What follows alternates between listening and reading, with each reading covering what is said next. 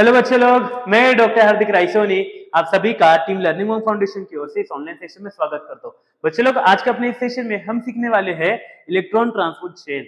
एक काफी important topic, काफी कंफ्यूजिंग टॉपिक एक्चुअली कहना चाहूँ तो। जब आप टेक्स्ट बुक वाली डायग्राम देखते हो यार, कुछ समझ में नहीं आता है कहना क्या चाहते हैं भाई ये टेक्स्ट बुक वाले, होता क्या है ये इलेक्ट्रॉन ट्रांसपोर्ट चेन। चलो आज हम एक्सप्लोर करते हैं ईटीसी यानी कि इलेक्ट्रॉन ट्रांसपोर्ट चेन। अब क्यों होता है इलेक्ट्रॉन ट्रांसपोर्ट चेन, कैसे होता है इलेक्ट्रॉन ट्रांसपोर्ट चेन या फिर ईटीसी या फिर ईटीएस इलेक्ट्रॉन ट्रांसपोर्ट सिस्टम। इस केस में बेसिकली होगा ट्रांसपोर्ट ऑफ इलेक्ट्रॉन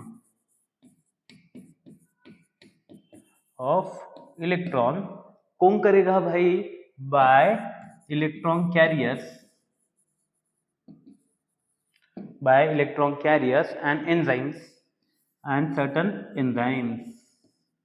इस केस में रह गए इलेक्ट्रॉन का ट्रांसपोर्ट करने के लिए इलेक्ट्रॉन कैरियर और कुछ एंजाइम्स, जिन्हें हम कहते हैं कॉम्प्लेक्सेस, जिन्हें हम क्या कहते हैं कॉम्प्लेक्स। अब इलेक्ट्रॉन ट्रांसपोर्ट चेन में 5 कॉम्प्लेक्स है बच्चों। कितने कॉम्प्लेक्स है? 5 कॉम्प्लेक्स है। और जब इलेक्ट्रॉन एक जगह से दूसरे जगह मूव कर रहा है तब कुछ ना कुछ एनर्जी में चेंजेस होने वाले। वो एनर्जी से हमें क्या करना है, हमें बेसिकली करना है एटीपी बनाना। अब तक हमने ग्लाइकोलिसिस देखा, कनेक्टिंग लिंक रिएक्शन देखा, क्रेब्स साइकिल देखा। सबने हमने कहा कि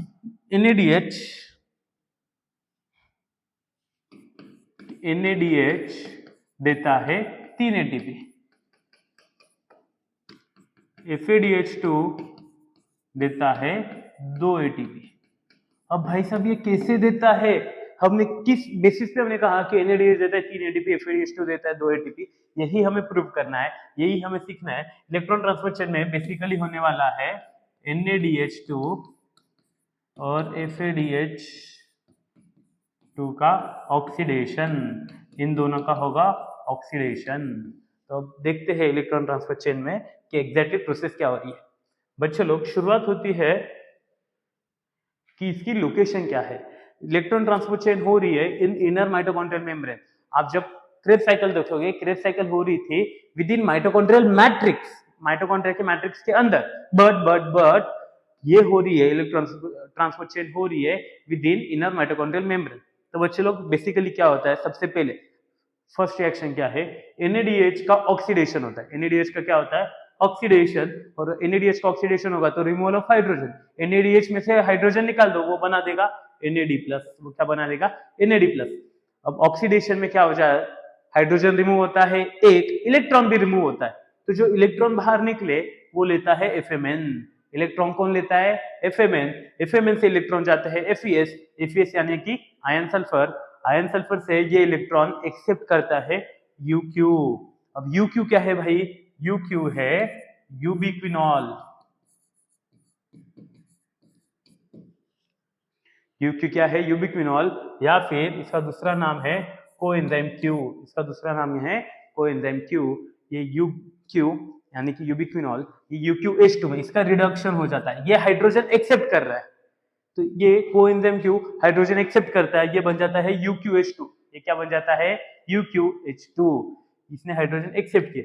यहाँ पे ये फर्स्ट रिएक्शन कंप्लीट हो गई है। इसको यहाँ पे ब्रेक मार दो, इसको यहाँ पे ब्रेक मार दो। ये बाकी वाली डायग्राम मत देखना, सिर्फ यहाँ तक वाली डायग्राम देखो।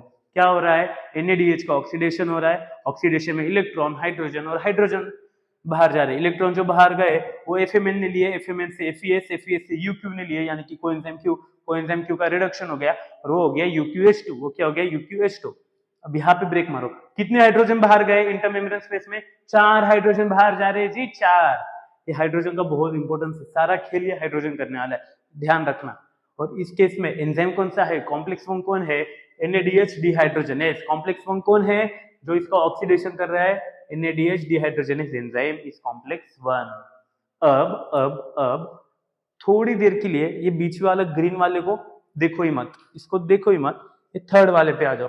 अब ऐसा क्यों दिया है? ये कॉम्प्लेक्स 2 यहाँ पे, कॉम्प्लेक्स 3 यहाँ पे, इसका रीजन मैं आपको बताता हूँ। पहले इसके बाद देखो, अभी हमने देखा NADH का ऑक्सीडेशन होकर NAD+ बन रहा है। अब सेकेंड केस में सक्सीनेट का, ये बीच वाला 2 मिनट के लिए हटा दो, ये सक्सीनेट का कन्वर्जन होता है फ्यूमरेट में। सक्सीनेट का कन्वर्जन होता है फ्यूमरेट में। एंजाइम होता है सक्सीनेट डिहाइड्रोजनेज। एंजाइम कौन होता है? Succinate dehydrogenase. सक्सिनेट डिहाइड्रोजनेस है हमारा कॉम्प्लेक्स 2, सक्सिनेट डिहाइड्रोजनेस क्या है हमारा complex 2, complex 1 was NADH dehydrogenase, complex 2 succinate dehydrogenase. अब सक्सिनेट से फ्यूमरेट में कन्वर्जन हो गया, इलेक्ट्रॉन बाहर आए, सिर्फ इलेक्ट्रॉन FAD के पास गए, FAD के पास से गए FES के पास, FES से इलेक्ट्रॉन लिए UQ यानी कि कोएंजाइम Q ने, कोएंजाइम Q ने इलेक्ट्रॉन लिए और वो बन गया UQH2। ये क्या बन गया UQH2, UQH2 क्या है यूबिक्विनॉल। UQH2 यहाँ पे भी है, यहाँ पे भी है, तो ये दो रिएक्शंस हो गए कॉम्प्लेक्स 1 और कॉम्प्लेक्स 2। अब आती है दोनों साइड से कंबाइंड रिएक्शन, यहाँ से भी। और एक इंपॉर्टेंट चीज क्या है, सक्सिनेट से फ्यूमरेट का जब कन्वर्जन हो रहा था हाइड्रोजन बाहर जा रहा है क्या, नहीं जी नहीं, FAD जब फॉर्म हो रहा है हाइड्रोजन बाहर नहीं जा रहा, NAD के इसमें 4 हाइड्रोजन जा रहे थे, ये याद रखना। अब अगला, जो दोनों केसेस में UQH2 फॉर्म हुआ है, मतलब यानी कि रिड्यूस्ड कोएंजाइम Q फॉर्म हुआ है, अब उसका ऑक्सीडेशन होगा। अब उसका क्या होगा, ऑक्सीडेशन। उसको पहले रिडक्शन किया, अब उसका ऑक्सीडेशन करे, उसका ऑक्सीडेशन होगा तो क्या क्या बाहर आएगा जी, इलेक्ट्रॉन बाहर आएगा, हाइड्रोजन बाहर आएगा। कितने हाइड्रोजन बाहर आते, 4 हाइड्रोजन बाहर आते, 4 हाइड्रोजन गए बाहर इंटरमेम्ब्रेन स्पेस में, और क्या बचे, इलेक्ट्रॉन। इलेक्ट्रॉन कौन लेता है, साइटोक्रोम बी। साइटोक्रोम बी से जाते हैं आयन सल्फर के पास, आयन सल्फर से जाते हैं साइटोक्रोम C1 के पास, किसके पास जाते हैं, साइटोक्रोम C1, और फाइनली साइटोक्रोम C1 से जाते हैं साइटोक्रोम C के पास। और ये सब कराने के लिए, ये ऑक्सीडेशन कराने के लिए होता है कॉम्प्लेक्स 3 साइटोक्रोम BC1। कौन सा कॉम्प्लेक्स होता है, complex 3 which is cytochrome BC1। Complex 1 NADH dehydrogenase, complex 2 succinate dehydrogenase, complex 3 cytochrome BC1। अब आपको याद रखना है, अच्छे से याद रखो। अब तक जितना भी हमने देखा है उस केस में NADH से अगर मैं शुरू करूंगा, NADH से शुरू करूंगा तो 4 और ये 4, 8 हाइड्रोजन बाहर चले गए। कितने हाइड्रोजन बाहर गए, 8 हाइड्रोजन। और अगर मैं FADH से शुरू करूंगा, FADH2 यानी कि ये सक्सिनेट वाली रिएक्शन से, तो अब तक सिर्फ कितने हाइड्रोजन बाहर गए, सिर्फ ये 4। ये रिएक्शन कंबाइन है, कॉमन है दोनों के लिए, तो अब तक सिर्फ 4 हाइड्रोजन बाहर गए हैं। ये याद रखना, हाइड्रोजन का इंपोर्टेंस वो होते हैं, मैं आपको समझाऊंगा अगले। अब आपको याद रखना है, सारे के सारे इलेक्ट्रॉन्स किसके पास गए, साइटोक्रोम C के पास। साइटोक्रोम C से इलेक्ट्रॉन जाते हैं, साइटोक्रोम C से बच्चों लोग इलेक्ट्रॉन जाएंगे आगे आगे आगे, और उसे एक्सेप्ट करता है कॉपर A, CuA। बुक में डायग्राम में अच्छे से दिखेगा नहीं, ये होता है कॉपर A। कॉपर A से इलेक्ट्रॉन जाते हैं साइटोक्रोम A के पास, साइटोक्रोम A से इलेक्ट्रॉन जाते हैं साइटोक्रोम A3 के पास, साइटोक्रोम A3 से इलेक्ट्रॉन जाते हैं कॉपर B के पास। किसके पास जा रहे हैं, कॉपर B के पास। ये यहाँ से जो इलेक्ट्रॉन गए हैं, ये इलेक्ट्रॉन फाइनली, सारे के सारे इलेक्ट्रॉन्स फाइनली कौन एक्सेप्ट करता है पता है आपको, ऑक्सीजन। कौन एक्सेप्ट करता है, oxygen. Oxygen is the final electron acceptor. ये सबसे इंपॉर्टेंट है, सारे के सारे इलेक्ट्रॉन फाइनली किसने एक्सेप्ट किए, ऑक्सीजन ने। ऑक्सीजन इलेक्ट्रॉन ले रहा है, तो ऑक्सीजन का क्या हुआ जी, ऑक्सीजन का हुआ रिडक्शन। तो यहाँ पे फॉर्म होता है रिड्यूस्ड मॉलिक्यूलर ऑक्सीजन। यहाँ पे क्या फॉर्म होता है, रिड्यूस्ड मॉलिक्यूलर ऑक्सीजन। ये रिड्यूस्ड मॉलिक्यूलर ऑक्सीजन होता है। और इस केस में अब ये जब हो रहा है तो इस केस में भी 2 हाइड्रोजन बाहर जा रहे हैं। कितने हाइड्रोजन बाहर जाते हैं, 2 हाइड्रोजन। तो इन दोनों में +2 कर दो, कितने हाइड्रोजन बाहर गए ये रिएक्शन में, 2 हाइड्रोजन। तो यहाँ पे +2 हाइड्रोजन, यहाँ पे +2 हाइड्रोजन। तो FADH2 से टोटल कितने हाइड्रोजन बाहर गए, 6 हाइड्रोजन। NADH2 से टोटल कितने हाइड्रोजन बाहर गए, 10 हाइड्रोजन। इसका इंपोर्टेंस क्या है मैं आपको अब बताने वाला हूँ, वो टाइम आ चुका है। अब जो ऑक्सीजन आया है बच्चों लोग, वो रिड्यूस हो चुका है। ऑक्सीजन रिड्यूस फॉर्म में रहेगा क्या ज्यादा देर, नहीं जी नहीं। ऑक्सीजन रिड्यूस स्टेट में नहीं रह सकता, उसको स्टेबल होना है। स्टेबल होने के लिए ऑक्सीजन को क्या चाहिए, हाइड्रोजन चाहिए।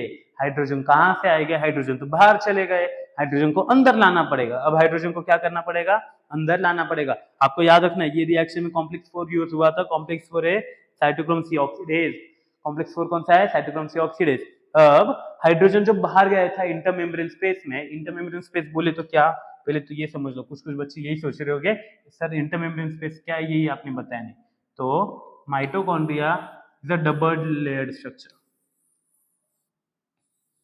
उसकी एक ये इनर मेम्ब्रेन होती है, ये बाहर वाली है आउटर मेम्ब्रेन, और ये दोनों के बीच वाली ये जो जगह है ये है इंटर मेम्ब्रेन स्पेस।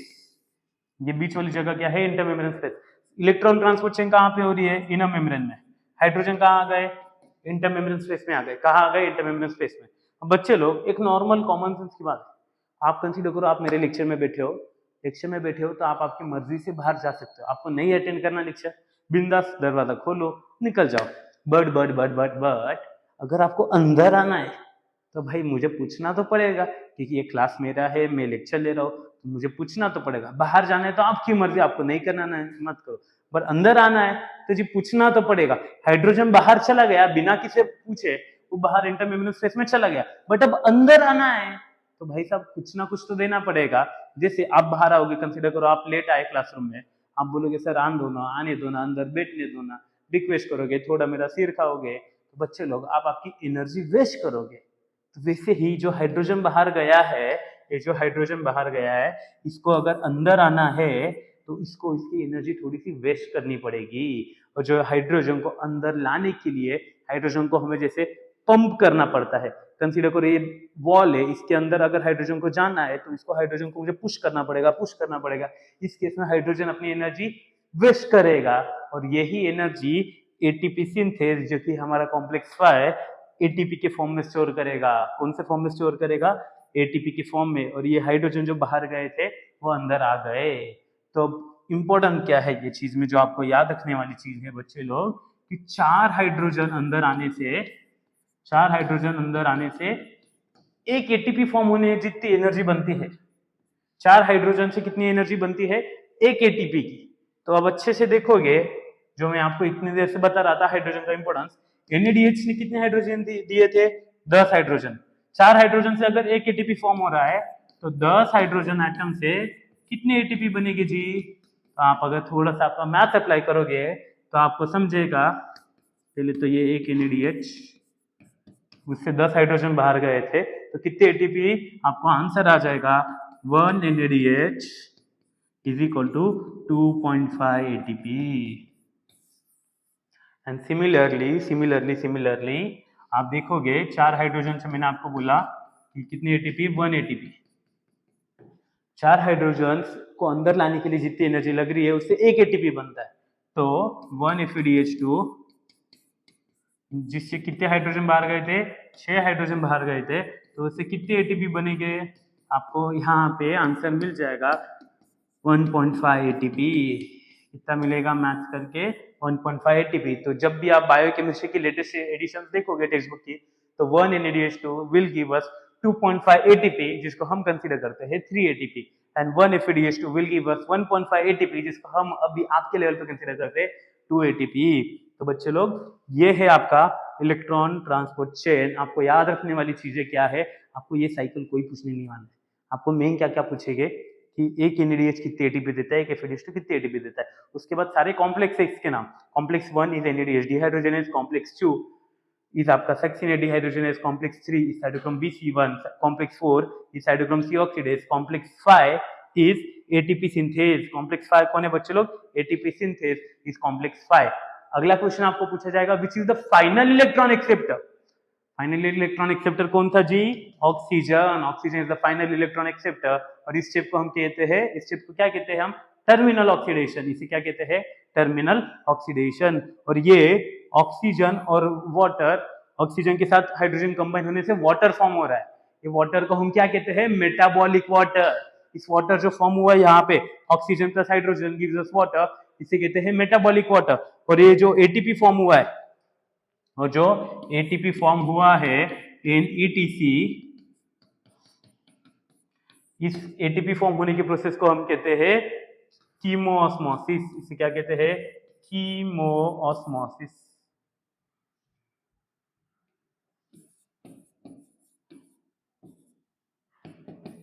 और ये शब्द, ये थ्योरी किसने दी थी आपको पता है?